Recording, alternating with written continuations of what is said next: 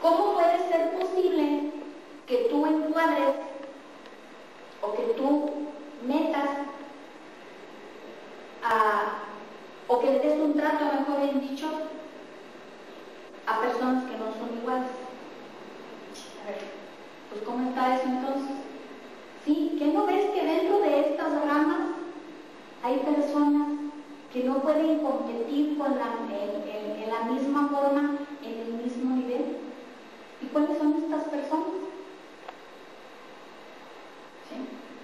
Es cuando surge entonces una clasificación moderna. Esta clasificación moderna dice, mira, aparte de la subrama del derecho público, del derecho privado, vamos a encontrar al derecho social. En esta parte, en esta subrama, de esta rama del derecho social, vamos a poner a ese cúmulo de gente que no es igual a los demás. ¿Cuál es este cúmulo de gente? A los que pertenecen a la clase campesina y a los que pertenecen a la clase trabajadora. No sé si ya te estás dando cuenta que esta clase, en cuanto al derecho social, es la clase más desprotegida. Es la clase que tiene ciertas características. ¿Cuáles son estas características? Que no saben leer, que tienen un estatus económico bajo, que no tienen las mismas posibilidades o las mismas oportunidades que el resto de los demás. Por esa situación, y grábatelo, es que nuestro derecho agrario se dice que es eminentemente social. ¿Por qué? Te vuelvo a repetir, ¿por qué? Porque aquí está la clase más desprotegida, más vulnerable. ¿Sí? Paso a la siguiente diapositiva.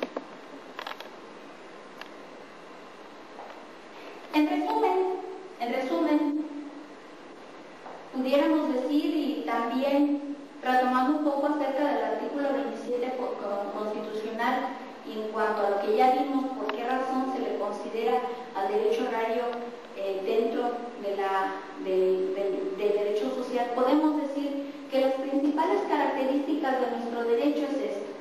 Es un derecho eminentemente social por las razones que ya te he comentado. Se encuentra tutelado, obviamente, por nuestra Constitución y se dirige a proteger a los derechos de los individuos más desamparados dedicados a la actividad primaria. ¿Cuál es esta actividad primaria? La agropecuaria y la forestal. ¿Sí? ¿Y cuál es este objetivo de este derecho? Es otorgar seguridad y certeza jurídica en la tenencia de la tierra. Este artículo 27 constitucional le da la opción de que el campesino ya se sienta seguro de qué es lo que tiene, que sienta su propiedad. Eso lo vas a comprender en la siguiente clase con una telesesión que vas a ver. Paso a la siguiente diapositiva.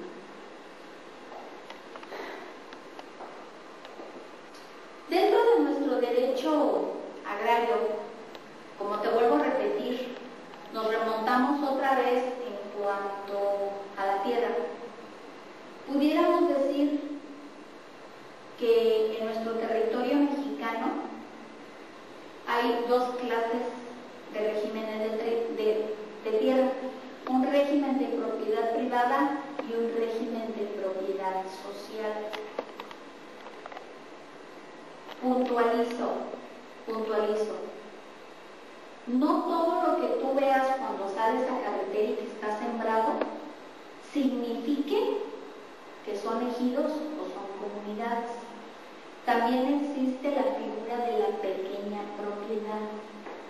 El pequeño propietario es aquel campesino que, al igual que los ejidos y las comunidades, la explotación que tienen en sus tierras puede ser agrícola, ganadera o forestal.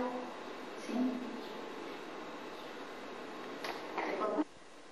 Entonces, tienen las mismas actividades productivas, pero están sujetos a un régimen distinto al derecho social. ¿Me hago entender? Me regreso otra vez a la clasificación.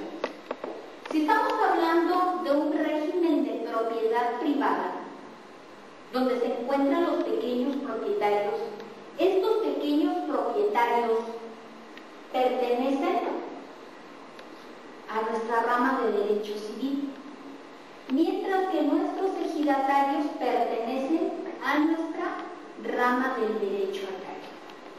¿Sí?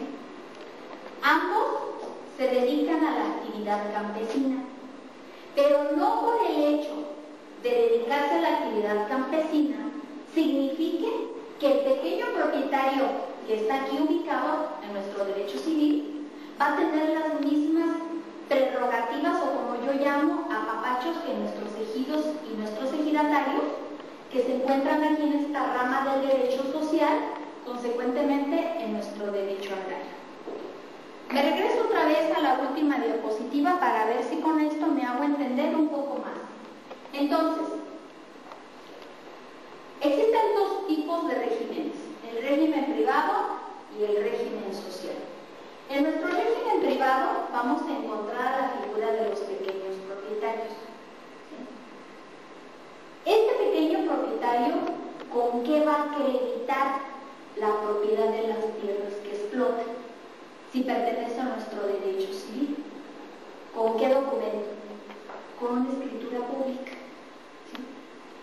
Esta escritura pública está inscrita en un órgano que ya conoces tú, o por lo menos has escuchado, que es el mentado RPP, el Registro Público de la Propiedad y del Comercio. ¿Sí? Vamos a hacer una comparación. Mientras que en el régimen de propiedad social vamos a encontrar a los ejidos, a las comunidades, a los ejidatarios y a los comuneros. ¿Sí? ¿Con qué documentos estas personas que pertenecen a ese régimen de propiedad social van a acreditar la propiedad de sus tierras? Con los certificados agrarios. Vamos a dejarlo así porque más adelante vamos a puntualizar correctamente cómo se llama. Y te reitero, te puntualizo que es únicamente para que tú vayas viendo esa diferencia. ¿Sí? Y estos certificados agrarios, ¿en dónde se inscriben? Al igual que la propiedad privada, también existe en nuestro derecho social un órgano encargado de inscribir todos esos actos que crean, extingan o modifiquen las tierras que pertenecen al derecho social. ¿Cómo se llama este órgano? No sé si lo has oído mencionar. Es el mentado RAN, Registro Agrario Nacional. ¿Sí alcanzas a saber esa diferencia? ¿Sí alcanzas a saber cómo en el régimen de propiedad privada vamos a encontrar a los pequeños propietarios y cómo en el régimen de propiedad social encuentras a los ejidos y a los ejidatarios, a las comunidades y a nuestros comuneros? Y si te fijas cómo son documentos distintos con los que se acreditan la legítima posesión de sus tierras y cómo son dos órganos distintos los que llevan ese control de esa tenencia de la tierra.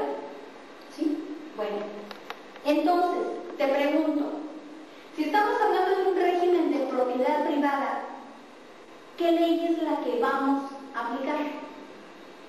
Acuérdate lo que vimos hace unos instantes. ¿Cuál es esa ley? El Código Civil. ¿Sí? Mientras que nuestros ejidos y nuestras comunidades, ¿qué ley es la que vamos a aplicar? Nuestra ley agraria. Si nosotros tuviéramos algún pleito con algún ejido o con algún ejidatario, ¿a dónde nos vamos a ir a pelear? ¿A dónde?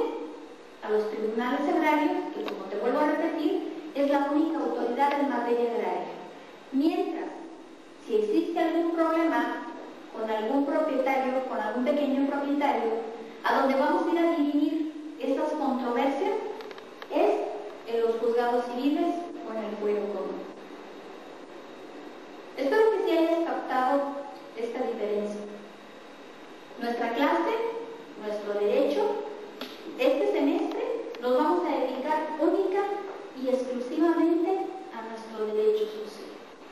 ¿Sí? A los ejidos, a las comunidades y los integrantes de estos, que son vamos a ver todo lo relacionado con sus derechos, obligaciones, sus formas de vivir, etcétera, etcétera. Bien. Con esto damos por concluido esta segunda clase, esperando que sí me haya hecho entender. En la oportunidad que tengamos para chatear, ahí me planteas todas tus preguntas. Y también quiero abrir el espacio para que si tienes alguna sugerencia y hacerme entender un poquito más, con todo gusto la voy a considerar.